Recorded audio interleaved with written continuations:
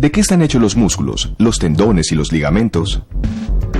¿De qué está compuesto el 98% del cabello y la piel? ¿Qué es lo que permite mantener el balance de la mayor parte de los líquidos corporales? ¿Qué sustancias permiten que las reacciones bioquímicas de los organismos ocurran fácilmente? ¿Cuáles son las sustancias que defienden al organismo de diversos agentes que ocasionan enfermedades? ¿Qué sustancias tienen la función de llevar mensajes a las diferentes partes del organismo para que éste responda adecuadamente? Todos estos interrogantes hacen referencia a una de las biomoléculas más abundantes de los organismos vivos, las proteínas. Cada organismo humano tiene proteínas hechas a su medida. Las plantas y los animales también tienen sus propias proteínas. Las proteínas son indispensables para la formación, el crecimiento y la renovación de cada célula del organismo. De hecho, entre el 15 y el 20% del peso de una persona adulta sana son proteínas. Cada parte del organismo depende de alguna manera de las proteínas para su supervivencia. Por ejemplo, la hemoglobina, la queratina, el colágeno, la elastina, las enzimas, ciertas hormonas como la insulina e incluso los anticuerpos constituyen algunas de las distintas proteínas humanas más importantes. El organismo humano tiene cerca de 30.000 proteínas distintas que ejercen numerosas funciones.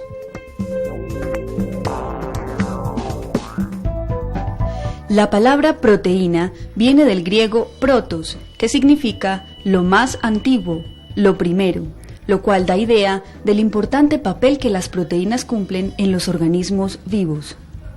En 1827, el químico y médico británico William Prout clasificó las sustancias componentes de los alimentos en sacarinosas, los actuales azúcares, oleaginosas, los actuales lípidos, y albuminosas, las actuales proteínas. El primero en usar el nombre de proteína fue el químico suizo Jöns Jakob Berzelius en 1835. Las proteínas están compuestas por unidades más simples, los aminoácidos, por lo cual una proteína es un polímero de aminoácidos. El término aminoácido fue introducido por los químicos franceses Auguste Laurent y Frédéric Gérard en 1848. Lo que diferencia una proteína de otra es la secuencia en la que se disponen los aminoácidos. Esta secuencia específica es absolutamente básica para su función. Un aminoácido es un compuesto orgánico que contiene los grupos funcionales amino y carboxilo. Cuando el grupo amino está localizado en el carbono alfa, el compuesto es un alfa-aminoácido. Los aminoácidos presentes en los organismos vivos son todos de esta clase. Además de los átomos de carbono, hidrógeno, oxígeno y nitrógeno, algunos aminoácidos contienen azufre.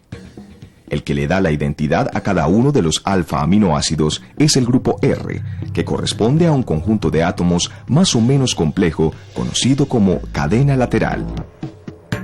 Estos son los 20 alfa-aminoácidos presentes en los organismos vivos.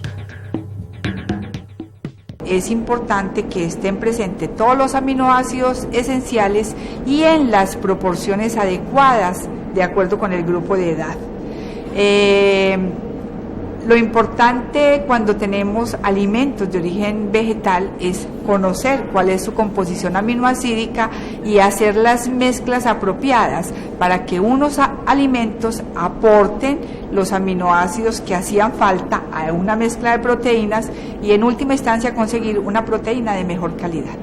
Un almacenamiento de proteínas propiamente dicho no hay. Lo que tenemos es que hay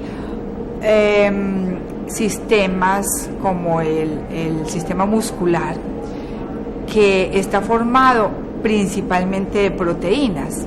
En caso de una emergencia, el organismo puede echar mano de esas proteínas, pero obviamente si no hay un balance y se están reponiendo continuamente esas proteínas, la masa magra se va gastando y eso tiene consecuencias funcionales importantes.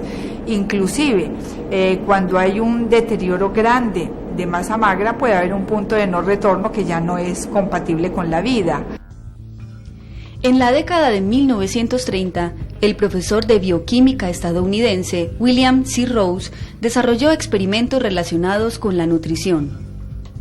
Hasta esa época, se sabía que ratones alimentados exclusivamente con dietas de maíz, cuya proteína principal es la ceína, inevitablemente morían. Rose empezó a trabajar con los aminoácidos individuales de la ceína y encontró que los ratones morían a pesar de que se les administraban diferentes combinaciones de tales aminoácidos. Sin embargo, si en la dieta se incluía algo de leche, los ratones recuperaban la salud. Rose concluyó que la proteína de la leche, o sea la caseína, debía contener un aminoácido que era esencial para la vida. Con base en esta hipótesis, diseñó experimentos con la caseína, que le permitieron encontrar el aminoácido treonina, presente en la leche, pero ausente en la ceína del maíz. Además encontró que este aminoácido no es sintetizado por los organismos, por lo cual debe ser obtenido de la dieta. Rose probó que son varios los aminoácidos de esta clase y los denominó aminoácidos esenciales. Después de manipular la dieta de ratones durante varios años, encontró que son 10 los aminoácidos esenciales. Más adelante, se supo que solo 8 son esenciales para los adultos y que la arginina es esencial para niños en crecimiento y la histidina para bebés. En 1942, Rose diseñó experimentos con un conjunto de estudiantes para extender el concepto y concluyó que los humanos necesitan obtener algunos aminoácidos a través de su dieta, a diferencia de las plantas y de otros microorganismos. Todos estos aminoácidos se encuentran en cantidades adecuadas en los alimentos de origen animal, ricos en proteínas y en ciertas combinaciones de proteínas de plantas. La necesidad de consumir proteínas está relacionada con la necesidad de consumir los aminoácidos esenciales.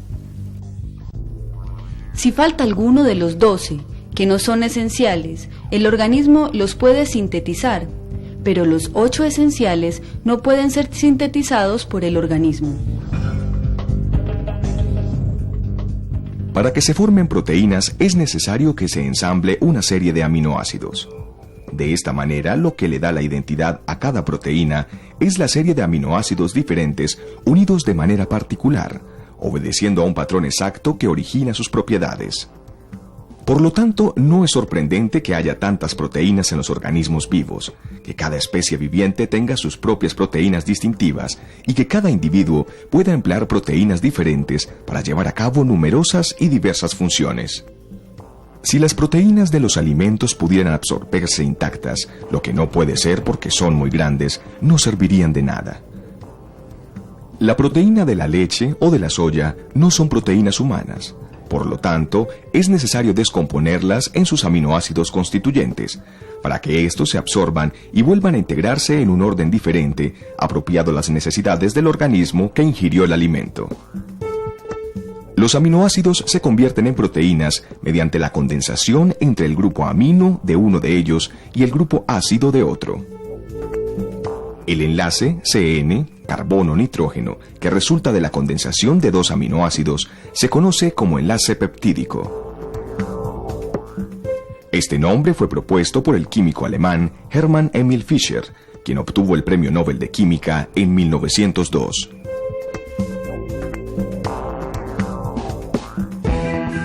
Las proteínas tienen funciones muy variadas gracias a su gran heterogeneidad estructural. Además, muchas proteínas ejercen a la vez más de una función.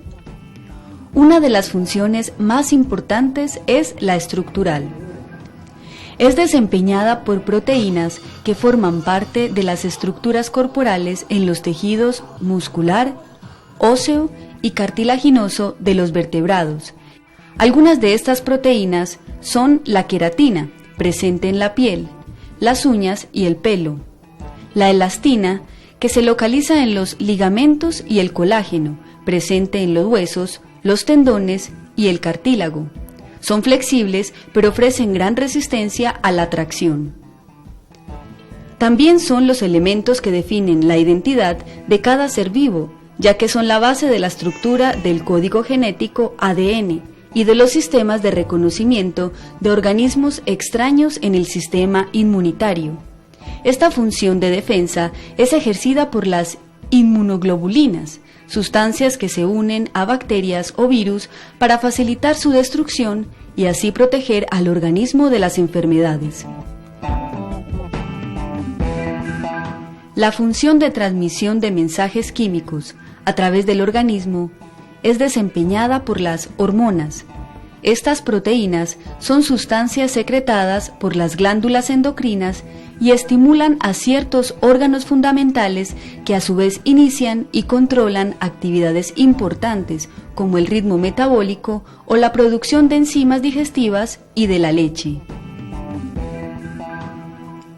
Son hormonas la insulina del páncreas, que controla la glucosa de la sangre, la tiroxina de la tiroides, que regula el metabolismo global, y la calcitonina, también de la tiroides, que controla el aprovechamiento del calcio. La mayoría de las funciones de motilidad de los seres vivos están relacionadas con proteínas. Así, la contracción del músculo resulta de la interacción entre dos proteínas, la actina y la miosina. El valor biológico es una de las formas de medir la calidad de la proteína, ¿cierto? Cuando uno mide la calidad de la proteína puede medir digestibilidad, puede medir el valor biológico, puede medir la composición aminoácidico y una de las metodologías más utilizadas son la del valor biológico, que hace relación a la cantidad de nitrógeno que el organismo absorbe con relación a la cantidad que excreta. Es decir, en última instancia lo que está midiendo es el nitrógeno que se retiene. Las proteínas son macromoléculas que primero tienen una determinada estructura. Lo primero que debe hacer cuando llegan al organismo es, en los procesos de masticación y demás, los alimentos se van descomponiendo en partículas más pequeñas. Luego, cuando están en contacto con el ambiente ácido del estómago, pierden, digamos, su estructura original y empiezan a convertirse en cadenas polipeptídicas. Esas cadenas polipeptídicas luego deben hidrolizarse. Principalmente esto sucede ya, la hidrólisis, en el duodeno, aunque parte puede comenzar en el estómago, pero pues consideramos que el estómago no juega un papel importante frente a esto. Más tiene que ver con la desnaturalización de las proteínas. En el duodeno ya hay una digestión hasta sus componentes más simples,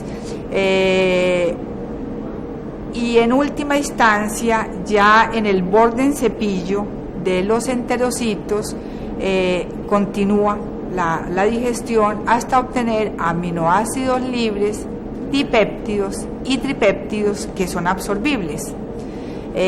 Ya en el enterocito se siguen hidrolizando, luego van al hígado y del hígado parte de las proteínas son retenidas para la síntesis de sus propias proteínas o de otras proteínas transportadoras que son de origen hepático. El resto de los aminoácidos siguen hacia los tejidos periféricos, quienes los van a utilizar para sintetizar sus propias proteínas. Una enzima es una proteína que tiene la función de aumentar la velocidad de las reacciones bioquímicas de los organismos con una alta especificidad y eficiencia. El nombre de enzima fue propuesto en 1867 por el fisiólogo alemán Wilhelm Kuhn y deriva de la frase griega enzyme, que significa en fermento. Son más de 2000 los tipos de enzimas identificados. Cuando los aminoácidos llegan al intestino, pasan directamente a la sangre. La proteína formada en el hígado es vertida de nuevo a la sangre, en donde permanece disuelta en el plasma, por lo que recibe el nombre de proteína plasmática. Estas no son las únicas proteínas de la sangre. También está la hemoglobina, que es la proteína más abundante de la sangre. De esta manera nos encontramos con otra de las funciones de las proteínas, la función de transporte. La hemoglobina transporta el oxígeno desde los órganos respiratorios hasta los tejidos, en mamíferos y otros animales. La estructura de la hemoglobina contiene un átomo de hierro que es capaz de unirse al oxígeno y así transportarlo. Cuando la hemoglobina está unida al oxígeno, tiene el aspecto rojo intenso característico de la sangre arterial. Cuando pierde el oxígeno, se denomina hemoglobina reducida y presenta el color rojo oscuro de la sangre venosa. Sabemos que en la molécula de la hemoglobina están implicadas dos familias de genes que finalmente producen unas cadenas globínicas que se van a ensamblar con el átomo de hierro para formar las diferentes hemoglobinas. Cuando se da algún cambio, alguna mutación en esta secuencia, esto desencadena diferentes tipos de enfermedades. La enfermedad más común en el mundo es la anemia de células falciformes. Esta anemia resulta de una transversión que se da en una secuencia de aminoácidos. Normalmente estos pacientes es una enfermedad crónica, entonces se les hace un mantenimiento con ácido fólico, con bicarbonato, con transfusiones a repetición. Y finalmente el manejo médico lo dan en forma hospitalizada. Como terapia curativa podría haber el trasplante de médula ósea, en donde sería necesario hacer un trasplante alogénico con el fin de corregir esta anormalidad genética y el niño poder llevar una vida normal. La estructura de las proteínas generalmente se estudia en 4 niveles de organización. La estructura primaria de una proteína es su secuencia de aminoácidos y se mantiene unida a través de los enlaces peptídicos. La cantidad de ordenamientos diferentes en que pueden condensarse los 20 aminoácidos es verdaderamente increíble. El orden o secuencia en que están conectados los aminoácidos tienen una importancia crítica. Realmente existe una gran cantidad de enfermedades en las cuales las proteínas juegan un papel fundamental. Basta con decir las enfermedades de tipo metabólico. En esto, no solo en el área de neurociencias, sino en general en medicina y en veterinaria, se encuentran una gran cantidad de enfermedades en las cuales se afecta, por ejemplo, una enzima o un sustrato, y eso lleva a que se produzcan depósitos o se altere una vía metabólica. En eso podemos tener en cuenta enfermedades, por ejemplo, diferentes tipos de anemias, enfermedades hepáticas, una gran cantidad. Sin embargo, en el área en que trabajo yo, que es el área de neurociencias, y básicamente en enfermedades neurodegenerativas, tienen una relación muy directa como causantes de la enfermedad. Entonces, podemos encontrar proteínas que son los marcadores de la enfermedad.